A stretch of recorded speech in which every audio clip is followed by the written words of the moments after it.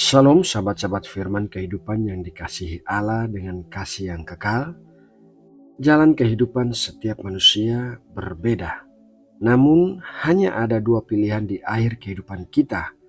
Apakah kita akan memasuki kekekalan untuk bersama Tuhan, ataukah sebaliknya kita akan memasuki kekekalan dalam keterpisahan dengan Tuhan.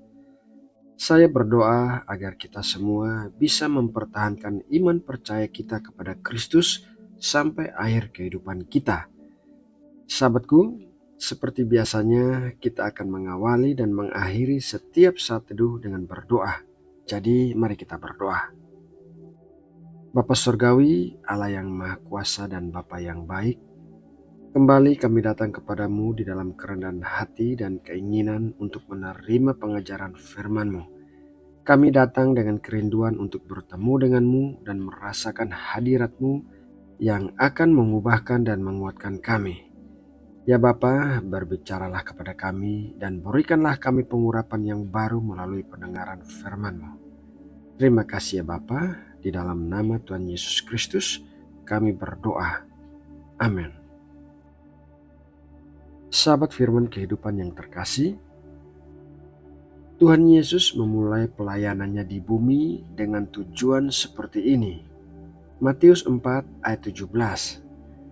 Sejak waktu itulah Yesus memberitakan, "Bertobatlah sebab kerajaan sorga sudah dekat." Seluruh pelayanan Tuhan Yesus mengarahkan kita kepada kerajaan sorga, yaitu sebuah tempat di dalam kekekalan di mana Allah ingin menghabiskan waktunya bersama manusia. Seluruh pengorbanan Tuhan Yesus dilakukannya agar kita bisa masuk ke dalam kerajaan sorga. Jadi kerajaan sorga adalah sebuah tempat yang penting untuk kita pahami. Iblis memahami kerajaan sorga karena ia pernah berada di sana melayani Allah sebelum ia dikeluarkan karena pemberontakannya. Ia memahami betapa indahnya kerajaan sorga, tetapi karena ia ingin menunjukkan kepada Allah bahwa manusia tidak layak menerima anugerah Allah, maka ia berusaha menyesatkan sebanyak mungkin manusia agar tidak dapat masuk ke dalam kerajaan sorga. Dalam pengajaran-pengajarannya, Tuhan Yesus berusaha memberikan gambaran kepada manusia mengenai kerajaan sorga, meskipun dalam pemahaman manusia yang sangat terbatas. Oleh karena keterbatasan itu, maka Tuhan Yesus biasanya mengajar dalam bentuk perumpamaan agar mudah dimengerti oleh manusia. Murid-murid Tuhan Yesus pernah bertanya demikian kepada Tuhan Yesus. Matius 13 ayat 10-13. Maka datanglah murid-muridnya dan bertanya kepadanya, "Mengapa engkau berkata-kata kepada mereka dalam perumpamaan?" Jawab Yesus, "Kepadamu diberi karunia untuk mengetahui rahasia kerajaan sorga, tetapi kepada mereka tidak. Karena siapa yang mempunyai, kepadanya akan diberi, sehingga ia berkelimpahan. Tetapi siapa yang tidak mempunyai, apapun juga yang ada padanya akan diambil daripadanya. Itulah sebabnya aku berkata-kata dalam perumpamaan kepada mereka, karena sekalipun melihat, mereka tidak melihat, dan sekalipun mendengar, mereka tidak mendengar dan tidak mengerti." Perumpamaan tentang kerajaan sorga hanya bisa dimengerti oleh murid-murid Tuhan Yesus yang memiliki kerinduan untuk mengetahui rahasia kerajaan sorga.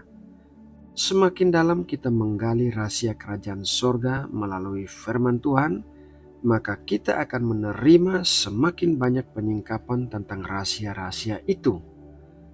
Begitu banyaknya rahasia kelimpahan kerajaan sorga, sehingga seumur hidup kita pun tidak akan pernah selesai dalam hal pemahaman kita akan kerajaan sorga.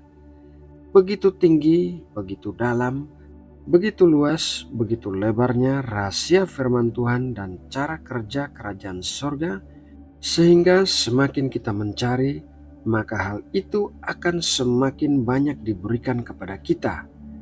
Hal yang sebaliknya juga berlaku. yaitu orang-orang yang hanya memiliki sedikit pemahaman tentang kerajaan sorga dan tidak berusaha menggali lebih dalam mengenai rahasia kerajaan sorga melalui firman Tuhan, maka apa yang dimilikinya itu akan diambil daripadanya sehingga ia tidak akan memiliki apa-apa. Tuhan Yesus mengajarkan untuk mengutamakan mencari kerajaan surga, karena segala sesuatu yang lainnya akan ditambahkan kepada kita. Mari kita membaca Matius 6 ayat 33. Tetapi carilah dahulu kerajaan Allah dan kebenarannya, maka semuanya itu akan ditambahkan kepadamu. Mencari di sini dalam kata aslinya memiliki makna mengejar, mempelajari, menjelajahi, memahami, dan mempertimbangkan. Mencari dahulu kerajaan Allah dan kebenarannya berarti menerapkan prinsip-prinsip kerajaan Allah sebagai yang terutama dalam semua bidang kehidupan kita, baik itu dalam kepribadian kita, keluarga kita, pekerjaan kita, keuangan kita, kesehatan kita, pelayanan kita, dan semua bidang kehidupan kita. Di saat kita mengutamakan kerajaan Allah, maka semua yang lainnya akan ditambahkan kepada kita. Itulah janji Tuhan bagi kita. Sahabat firman kehidupan yang diberkati Allah, kita semua yang percaya kepada Kristus adalah warga negara kerajaan surga. Kita tidak lagi menggunakan prinsip-prinsip dunia di dalam hidup kita, melainkan kita membawa prinsip dan falsafah kerajaan surga ke tempat di mana kita hidup di dunia ini. Apa yang kita lakukan dan katakan haruslah sesuai dengan firman Tuhan, sehingga kita akan layak disebut sebagai wakil-wakil Kristus di dunia ini.